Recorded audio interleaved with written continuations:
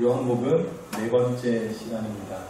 오늘은 세례 요한에 대한 이야기입니다. 세례 요한은 요한복음의 이전 단락에서 이미 등장했었죠. 6절에서 하나님께로부터 보내심을 받은 사람이다 라고 세례 요한에 대해서 소개했습니다. 그리고 7절에서 그가 보냄을 받은 두 가지의 목적이 있었는데요. 빛에 대하여 증언하고 또 모든 사람이 자기로 말미암아 믿게 하려 하는, 예수님을 믿게 하기 위해서 예수님에 대해서 증언하는 것, 그것이 세례 요한의 보내심을 받은 목적이었어요.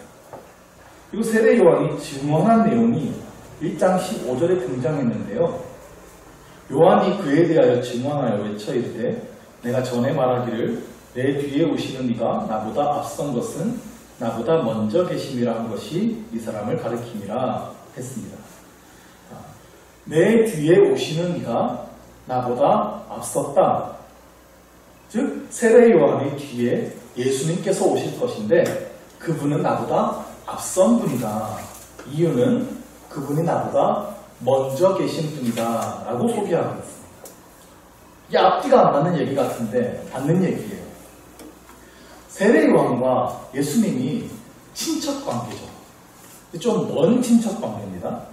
성경에 이들이 어떤 관계였는지 정확하게 관계가 나와 있지는 않습니다만 세례 요한의 어머니 엘리사벳과 그리고 예수님의 어머니 마리아가 서로 친족이라고 나와요. 그게 어떻게 친족이었는지 모르겠는데 아무튼 엘리사벳과 마리아가 친족입니다. 아마도 학자들이 예상하기로는 마리아의 어머니와 엘리사벳의 어머니가 친자매 관계였을 것이다 라고 봅니다. 어쨌든 누가복음을 보면 예수님보다 세례 요한이 6개월 먼저 태어난 것으로 나오죠. 그러니까 예수님보다 세례 요한이 먼저 태어났습니다. 6개월도 빠릅니다. 그런데 세례 요한이 지금 오늘 본문에서 예수님에 대해서 증언하면서 그분이 나보다 먼저 계신 분이라고 증언해요. 그러니까 자기가 먼저 태어났는데 예수님은 나보다 먼저 계신 분이다 라고 소개했다면 그럼 이 세례 요한은 예수님이 어떤 분인지를 정확하게 알았다는 거죠. 친척 동생이 아니라 이분은 하나님이시다라는 것을 세례 요한은 알았던 겁니다. 태초부터 계셨던 그 말씀, 천지를 창조하신 그 하나님 말씀이 바로 이 예수님이라는 것을 세례 요한은 증거하고 있는 것입니다. 세례 요한은 예수님보다 하나님의 일도 사실 먼저 시작했죠. 회개하라 천국이 가까이 왔느니라 그렇게 먼저 외쳤습니다. 요단강에서 수많은 사람들에게 세례를 베풀었어요. 그래서 세례 요한이에요. 예수님의 제자 요한하고 구분짓기 위해서 우리가 이제 세례 요한이라고 부릅니다. 당시 세례 요한의 사역이 그 사회에서 굉장한 화제가 되었습니다. 수많은 사람들이 그 세례 요한의 설교를 듣기 위해서 몰려들었고요. 회개하고 세례를 받습니다. 제자들도 생겨납니다. 큰 부흥이 일어나는 거예요. 그러자 오늘 본문 19절에서 사람들이 찾아오죠. 유대인들이 예루살렘에서 제사장들과 레위인들을 보냈어요. 이 예루살렘에서 보냈다라고 하는 말은 단순히 도시를 얘기하는 게 아니라 당시 예루살렘이라고 하면 그 유대교 종교의 중심지입니다. 성전이 있는 곳. 그 유대교에서 이 종교 지도자들, 제사장들과 레위인들이 종교인들을 보내서 세례 요한을 검증하려고 하는 거예요. 그 종교 지도자의 질문이 이거죠. 내가 누구냐? 라고 세례 요한을 물어봅니다. 이건 단순히 요한의 이름을 물어보는 게 아닙니다. 두 가지 의미가 있다고 우리가 해석할 수 있어요. 첫 번째는 이 의미는 너의 배우가 누구냐? 라고 하는 뜻입니다. 요즘에도 어떤 목사님이 갑자기 확 뜰 수 있잖아요. 그러면 이분이 갑자기 떴는데 이분이 누군가에 대해서 사람들이 파헤친다. 인터넷 검색하면 다 나옵니다. 이분이 어느 신학교를 나왔는지, 어느 교단에 소속된 목사님인지, 어느 교회에서 어느 어떤 목사님한테 훈련을 받은 분인지 아니면 어떤 선교단체 출신인지 충분히 검증하죠. 당시에도 마찬가지예요. 당시에도 경건 생활을 하는 종파들이 있습니다. 바리새파, 사두개파, 에세네파 이런 것들이 이제 성경에 나오는데 이게 다 종파들이 오늘날로 치면 교단 같은 거예요. 다 이제 색깔이 다릅니다. 그리고 유명한 율법 학자들이 있어요. 어떤 율법 학자들 밑에서 배웠는지도 굉장히 중요했습니다. 예를 들어서 사도 바울은 당시에 가장 위대하다고 평가받았던 가말리엘이라는 율법 선생님에게서 배웠어요. 그게 그한테는 엄청난 스펙이 됐습니다. 나 가말리엘 문화에서 배웠다. 제일 대단한 거였거든요. 요즘으로 치면 나 하버드 나왔다. 여러분 그게 큰 경력이 되듯이 당시에도 그의 스승이 누구냐가 그를 평가할 수 있는 가장 큰 스펙이 됩니다. 자, 근데 세례 요한은 갑자기 툭 튀어나왔거든요. 역사 속에 어디서 어느 출신인지 모르게 갑자기 나왔단 말이에요. 그러니까 완전히 그가 하는 설교나 사역들이 새로웠습니다. 그러니까 지금 사람들이 찾아와서 종교제들이 와서 너는 누구냐? 라고 하는 거 너는 어느 종파 사람이냐? 또는 너의 스승이 누구냐? 그러니까 이 사람이 어떤 색깔을 가지고 있는 사람인지 그의 경력을 파악하고 출신을 파악하려는 의도일 수 있어요. 또 한 가지, 지금 너는 누구냐? 라고 물을 때 이 질문에 더 큰 의미가 있는데요. 그것은 이 사람의 정체, 이 사람의 존재 자체에 대한 질문입니다. 당시 유대인들은요, 전부 성경에 약속된 그 메시아를 기다리고 있었습니다. 메시아, 구원자, 하나님께서 보내신 사람. 메시아라는 말은 히브리어고요. 메시아를 당시 사람들이 쓰던 헬라어로 바꾸면 그리스도예요. 메시아와 그리스도는 같은 의미입니다. 자, 하나님께서 그 그리스도를 보내주시기를 간절히 기다리고 있었습니다.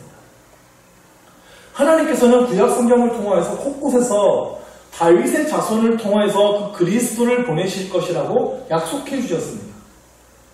그 다윗의 때는 이스라엘이 가장 강력하던 시절이었죠. 전쟁에서 단 한 번도 패하지 않았고 모든 나라가 이스라엘에게 머리를 조아렸습니다. 그리고 하나님을 향한 예배가 가장 뜨거웠던 그 시절, 그 다윗과 같은 강력한 왕, 하나님의 기름 부으심을 받은 그분이 오시기를 기다리고 있었어요. 세례 요한의 때 이스라엘 백성들은 로마의 지배를 받고 있었죠. 그런데 하나님께서 보내신 그 그리스도가 오시면 우리나라를 그 로마의 압제로부터 해방시켜 주실 것이다. 그래서 다윗의 나라 때처럼 강력한 나라를 이루고 마음껏 하나님을 예배할 수 있는 그 날이 오기를 유대인들은 간절히 기다리고 있었어요. 아직도 이스라엘 사람들은 이 그리스도가 오시기를 기다리고 있어요. 그 이스라엘 국기를 보면 가운데 별 하나가 그려져 있죠. 육각형 별이 있는데 그게 다윗의 별이라고 부릅니다. 그 다윗의 자손에게서 그리스도가 오신다라는 소망을 담고 있는 거예요. 아직도 기다리고 있어요. 그래서 유대인들, 그 이스라엘에는 종교적으로 좀 위대한 사람이 나타나거나 아니면 정치적으로 유력한 사람이 떠오르거나 이러면 늘 그 사람에게 주목합니다. 저분이 그리스도가 아닐까? 하나님이 보내신 사람이 아닐까? 기다렸다가 실망하고 아니구나. 또 주시겠지. 또 기다렸다가 또 실망하고 이걸 지금 며칠 년째 반복하고 있어요. 자, 세례 요한이 등장했을 때도 지금 그걸 묻는 겁니다. 네가 누구냐? 이 말은 당신이 하나님이 보내신 그리스도냐? 그래서 요한의 첫 번째 대답을 보십시오. 20절 말씀에 요한이 드러내어 말하고 숨기지 아니하니 드러내어 하는 말이 나는 그리스도가 아니라. 자, 나는 그리스도가 아니라 가장 먼저 분명히 말하고 있죠. 대부분의 사람들이 그렇습니다. 저 사람이 진짜 하나님이 보내신 그리스도가 아닌가 라고 사람들이 생각하는 그 정도 자리에 올라가면요. 그러니까 종교적으로 가장 큰 존경을 받는 자리에 올라간다든지 아니면 정치권에서 가장 유력한 사람으로 떠오른다든지 사람들에게 갑자기 인기가 엄청 올라가는 거예요. 그러면 그 사람의 마음이 붕 뜹니다. 그래서 사람들이 저 사람이 그리스도가 아닌가 막 이렇게 생각하기 시작하잖아요. 그런 말들이 들리잖아요. 그러면 자기 스스로 한번 생각해보게 되는 거예요. 내가 진짜 그리스도인가? 진짜 하나님께서 나를 통해서 세상을 구원하시나? 이게 사람의 교만이에요. 실제로 기독교 역사에서 이러한 경우가 굉장히 많이 있었습니다. 처음에는 진짜 하나님께서 귀하게 쓰시는 하나님의 능력을 일으키는 그런 목회자였어요. 기도하면 막 가망이 없던 병자들이 막 나음을 받아요. 안수하면 사람들이 막 전부 다 막 불을 받아요. 그러다 보니까 자기에게 충성하는 교인들이 점점 늘어나요. 그러다 어느 순간 교만해져서 자기 스스로 자기를 높이기 시작하다가 교주가 되어버린 경우들이 있어요. 우리나라에도 그런 인간들이 있습니다. 그런데 이렇게 이단이 되어버리는 극단적인 경우가 아니어도요. 하나님 앞에 한때 잘 능력 있게 크게 쓰임받다가 교만해져 버리는 경우가 얼마든지 많이 있습니다. 젊었던 시절에는 정말 뜨겁게 하나님 섬기면서 하나님을 위한 일들을 많이 했어요. 교회를 위해서, 지역을 위해서, 큰 교계의 부흥을 위해서 많은 일들을 이루었어요. 그런데 어느 순간 자기가 이루어낸 그 일, 그게 내가 이루어냈다고 자기의 의가 돼버린 경우들이 많이 있다는 겁니다. 내가 이전에 이렇게 많은 일들을 이루어냈다고. 우리 교회 나 아니었으면 부흥하지 못했을 거야. 내가 이렇게 막 대단한 사람이라고 목에 힘 잔뜩 쥐고 사는 분들이 간혹 계세요.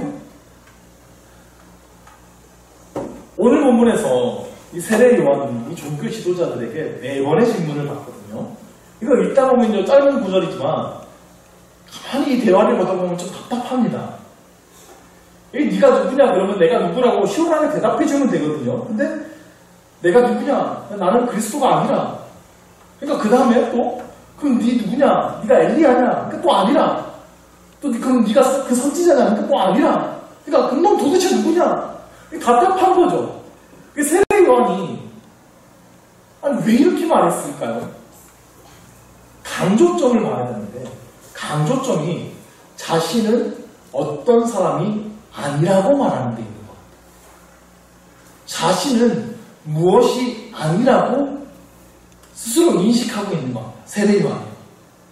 다른 말로 하면 자기가 그렇게 대단한 사람이 아니라는 것을 스스로 인식하며 사는 것이죠. 우리는 분명히 하나님 앞에서 존귀한 사람들입니다. 하나님께서 우리를 정말 존귀히 여기세요. 하나뿐이 없는 존재예요. 하나님의 사랑을 받는 존재고요. 하나님께서 귀하게 쓰시는 존재가 분명합니다. 그런데 사람들 앞에서 나 자신을 그리고 다른 사람들보다 내가 더 대단한 존재라고 나 스스로를 생각하기 시작한다면 교만이라는 큰 덫에 걸린 것입니다. 세례 요한은 자기 자신을 철저히 부인하는 삶을 살았어요. 나는 그 누군가가 아니라는 겁니다. 나는 아무것도 아니라는 겁니다. 그리고 자기 자신의 사명이 무엇인지를 정확하게 알았어요. 그래서 세례 요한은 예수님으로부터 여자의 몸에서 난 이 중에 보다 위대한 이가 없었다라고 평가를 받게 되는 겁니다. 철저하게 자신을 낮추는 삶을 살았어요. 오늘 본문에서도 내 뒤에 오시는 분, 그분이 훨씬 위대하신 분이시다. 나는 그분의 신발끈을 풀기도 부족한 사람이다. 이건요, 당시에 가장 낮은 종들이 하는 일이었어요. 가장 낮은 계급인 노예가 하는 일이었어요. 근데 나는 그 예수님에 비하면 그 일조차 감당할 수 없을 만큼 낮은 사람이다라고 고백합니다. 세례 요한의 뒤에 예수님이 등장하시죠. 사람들이 전부 다 이제 그 뒤에 나타난 예수님에게로 몰려가기 시작합니다. 심지어 세례 요한의 제자였던 사람들 중에서도 예수님의 제자가 된 사람들이 있습니다. 그러나 세례 요한에 남아있는 그 제자들 몇 명이 세례 요한한테 이야기해요. 이거 큰일 났습니다. 스승님. 지금요 뒤에 예수님이 나타났는데 사람들이 전부 다 예수님에게 몰려가고 있어요. 지금 우리 제자 중에도 예수님께 간 사람들이 있어요. 이거 큰일 났습니다라고 세례요한한테 이야기하죠. 이거 우리도 뭔가 조치를 취해야 되는 거 아니냐는 거예요. 근데 세례요한은 그때 그 유명한 말을 하죠. 그는 흥하여야 하고 나는 쇠하여야 하고. 자기의 사명이 무엇인지를 분명하게 알았던 겁니다. 나는 오늘 지난주에 발설해봤던 말씀처럼 빛에 대해서 증언하기 위해서 온 자. 나는 예수님에 대해서 증언하는 자. 그래서 예수님이 흥하여야 되고 내가 쇠하여야 되는 게 맞다는 겁니다. 나는 아무것도 아니라는 겁니다. 이 인식이 세례요한에게 분명히 있었어요. 하나님의 일을 하는 우리에게도 이러한 자기 인식이 필요한 일이 있습니다. 정말 우리가 하나님의 능력에 붙들려서 위대한 일들을 하고 큰 일들을 이뤄내고 정말 중요합니다. 귀한 일. 그러나 그럼에도 불구하고 나는 아무것도 아닙니다. 하나님에 비하면 아무것도 아닙니다. 다 주님의 은혜입니다. 주님께서 하셨습니다. 이렇게 예수님에 대해서 증언하는 우리의 삶을 살아갈 수 있게 되기를 간절히 원합니다. 그리고 그 앞에서 정말 나는 아무것도 아닙니다. 내가 한 것 없습니다. 우리의 삶을 통해서 온전히 예수님만 드러내고 예수님만 나타낼 수 있는 우리의 그 귀한 삶을 살아낼 수 있게 되기를 주님의 이름으로 축원합니다. 세례 요한은요, 내가 아니라고 이야기했어요. 나는 그리스도가 아니라고 이야기했고요. 그 다음에 네가 엘리야냐라고 묻습니다. 말라기에 보면 그 메시아가 오시기 전에 다시 엘리야가 올 것을 예언하고 있습니다. 그래서 사실요, 세례 요한이 다시 올 엘리야가 맞아요. 근데 세례 요한은 그 앞에서 자신을 겸손히 맞춘 겁니다. 이걸 자세히 설명하기엔 시간이 너무 오래 걸리니까 세례 요한의 겸손이에요. 아니라고 얘기했어요. 그럼 그 선지자냐라고 또 묻습니다. 또 구약 성경에 보면 하나님께서 그 선지자를 보내실 것을 약속하고 계세요. 이것은 메시아를 또 얘기하는 거예요. 나는 그도 아니라 그 구약에 예언된 그가 아니라고 세례 요한은 계속 이야기하는 거예요. 그러니까 네가 누구냐라고 하자 세례 요한이 자신에 대해서 분명히 이야기하는데 뭐라고 얘기하죠? 오늘 설교 제목처럼 자신을 광야에서 외치는 자의 소리라고 설명을 합니다. 자, 광야에서 외치는 자의 소리. 세례 요한은 그래서 광야에 있었어요. 그는 광야에서 살았습니다. 광야로 나가면요, 가장 먼저 방향을 알 수가 없습니다. 어디로 가야 도시로 가는 길이고 어디로 가야 내가 살 길인지 알 수가 없어요. 갈 바 모르는 그곳에서 하나님의 말씀을 전했습니다. 우리가 살아가야 될 방향이 어디인지 전했다는 겁니다. 세례 요한은 바로 이겁니다. 갈 길 몰라 방황하고 있는 수많은 사람들에게 하나님의 길을 제시합니다. 이 길로 가야 살 길이라고. 길이요 진리요 생명이신 예수님을 소개한 분이 바로 세례 요한이라는 거예요.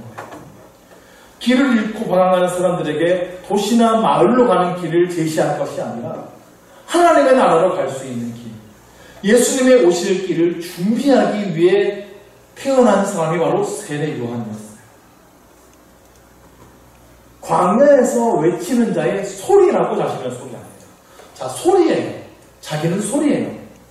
이게 무슨 뜻인지 당시 사람들은 분명하게 알았을 겁니다. 그게 뭐냐면요, 왕이 오시면, 왕이 그 지역을 방문한다 그러면 그 전에 왕궁에서 나오는 사람들이 있습니다.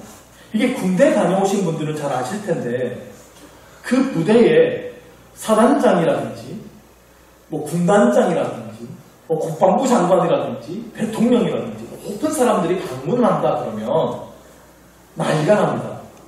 그 이전에 미리 와서 이런 분이 언제 방문한다 그러면 그때부터 고치고 쓸고 받고 진짜요, 길바닥에 먼지 하나 없을 정도로 청소를 하고 정비를 합니다. 아스팔트에서 빛이 나는 기적이 나더라고요. 땅바닥에서 빛이 날 정도로 쓸어요. 예수님 당시에도요, 로마의 황제가 지방을 순찰한다 그러면 이와 같은 일이 벌어집니다. 황제가 오실 길을 깨끗하게 닦아놓습니다. 마차를 타고 가다가 돌이라도 덜컹거려서 그 돌이라도 밟혀서 마차가 덜컹거리면 큰일 나죠. 그래서 길을 깨끗하고 평평하게 닦아놓아요. 그래서 황제가 방문하는 지역에는 미리 황제가 온다고 미리 알리는 사람이 옵니다. 그래서 언제 황제가 오니까 준비하고 있으라는 거죠. 그리고 황제가 올 때에도 미리 외치는 자의 소리가 있습니다. 황제가 오십니다.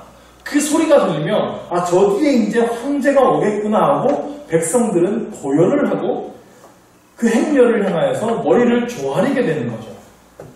세례 요한의 사명이 이와 같다는 거예요. 예수님의 오실 길을 미리 준비합니다. 영적인 분위기를 미리 만들어 놓는 거예요. 그리고 예수님께서 등장하실 때 저분이 바로 하나님께서 보내신 메시아라고 선포하는 겁니다. 그 세례 요한은 자신을 광야에 외치는 자의 소리라고 그렇게 인식하고 있는 거예요. 나는 그 메시아가 아니고 나는 예수님 오실 길을 미리 닦아놓고 영적인 분위기를 만듭니다. 그리고 예수님께서 오실 때에 저분이 메시아라고 외치는 그 소리, 그것이 자신의 사명이라고 이야기했어요. 자, 그런데 이 광야에서 외치는 자의 소리라는 표현이요, 세례 요한이 만들어낸 표현이 아니라 구약 성경에 기록된 표현이에요. 자, 이사야 40장 3절 4절에 보면 이런 말씀이 있는데, 외치는 자의 소리여 이르되 너희는 광야에서 여호와의 길을 예비하라 그랬습니다. 자, 이게 이사야 40장 3절의 말씀입니다. 자, 근데 이제 요거만 설명하고 설교를 마칠 건데, 이사야 말씀은요 66장까지 있어요. 근데 기가 막히게 1장부터 39장까지의 분위기가 다르고 40장부터 66장까지의 분위기가 달라요. 1장부터 39장까지는 심판을 선포합니다. 하나님께서 이 이스라엘 백성들의 죄악들을 계속 지적하시면서 그렇게 하면 하나님이 심판하실 수밖에 없다는 걸 계속 선포해요. 근데 40장이 딱 되면 분위기가 바뀌어요. 갑자기 하나님께서 소망을 주시고 너희를 구원하실 것을 말씀하시고 메시아를 보낼 걸 말씀하시죠. 그게 40장부터 66장까지의 내용입니다. 기가 막히게 성경이 69권이죠. 구약이 39권이고 신약이 27권이에요. 그 구약의 분위기와 신약의 분위기가 다른 것처럼 이사야의 분위기가 그렇게 39장까지의 분위기가 다르고 40장부터 다르가 되는데, 이 40장의 첫 번째 주어진 이 말씀이 바로 이 광야에서 외치는 자의 소리가 나오는 거예요. 자, 이 갑자기 40장에서 분위기가 바뀌는 이유는 심판이 임했다는 겁니다. 그래서 바벨론의 포로에서 이제 돌아오게 될 것을 말씀하고 계시는 겁니다. 이 말씀을 받는 이스라엘 백성들은 바벨론의 포로 생활에 익숙해져 있었어요. 충분히 바벨론에서 정착하면서 살면서 열심히 적응해서 살고 있어요. 그곳이 포로로 끌려가는 곳, 하나님의 심판을 당하는 곳인데 거기에 어느 순간 익숙해져 버린 거예요. 그래서 이스라엘 땅으로 돌아갈 생각을 하지 않습니다. 그때 하나님께서 그들의 정신을 다시 흔들어 깨우시는 거예요. 너희들 약속의 땅으로 돌아가야 된다. 현실에 만족하고 있는 삶에서 안주해서는 안 된다. 하나님은 너희 다시 회복시키실 것이다 라고 깨우시는 것이죠. 예루살렘으로 돌아갈 준비를 하라는 겁니다. 이 40장의, 이사야 40장의 말씀을 다시 인용해서 세례 요한이 선포하고 있는 거예요. 세례 요한이 말씀을 선포할 때 이스라엘 분위기가 마찬가지였습니다. 당시가 로마의 지배를 갖고 있던 시대였는데 이스라엘의 지배층들은 그 로마가 주는 물질적인 풍요에 만족하며 살고 있었습니다. 로마의 지배는 힘들었지만 충분히 적응되고 익숙해졌고 로마 정권에 불붙어 살면서 그 조금 주는 권력, 그 물질에 안주하면서 살고 있었던 거예요. 그러다 영적인 갈급함이 사라져요. 하나님의 말씀이 없는데도 잘만 살아갑니다. 어느 순간 영적으로 잠들어서 하나님의 구원을 기다리지 않고 살아가는 거예요. 그렇게 잠들어 있는 백성들을 세례 요한의 선포로 깨워내는 겁니다. 회개하라고. 이제 하나님의 나라가 가까이 왔다는 거죠. 세상의 삶에서 떠날 준비를 해야 된다는 겁니다. 죄악 속에 살면서 세상의 풍요 속에 살면서 만족하며 사는 것은 하나님 나라의 백성의 모습이 아니라는 겁니다. 지금 이 시대를 살아가는 우리의 사명도 다르지 않습니다. 세상에서 방황하면서 세상이 주는 풍요 속에서 살아가는 자들에게 바른 길을 제시할 수 있어요. 하나님 나라가 가까이 왔다. 주님 다시 오실 날이 가까이 왔다. 우리 깨어서 회개하며 예수님 다시 오심을 준비한다고 하나님 나라로 가는 길을 분명히 제시할 수 있어야 하는 것입니다. 세례 요한이 자기 자신을 인식한 것처럼 우리 또한 광야에서 외치는 자의 소리가 되어야 합니다.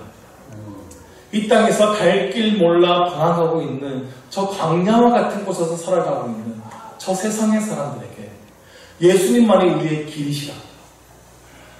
그 믿음의 길만이 우리가 살 길이라고 우리는 외칠 수 있어야 합니다. 주님께서 곧 다시 오실 것이라. 다시 오실 그 주님을 그 길을 준비하는 우리의 삶이 되어야 한다는 것입니다.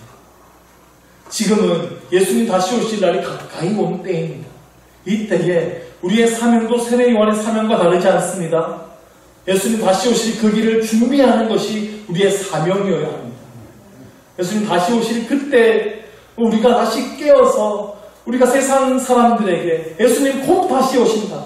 다시 회개하고 주님께로 돌이켜 다시 오실 그날 곧 오실 하나님의 나라를 준비해야 한다고 세상을 깨워낼 수 있는 우리의 삶이 될 수 있기를 주의 이름으로 축원합니다.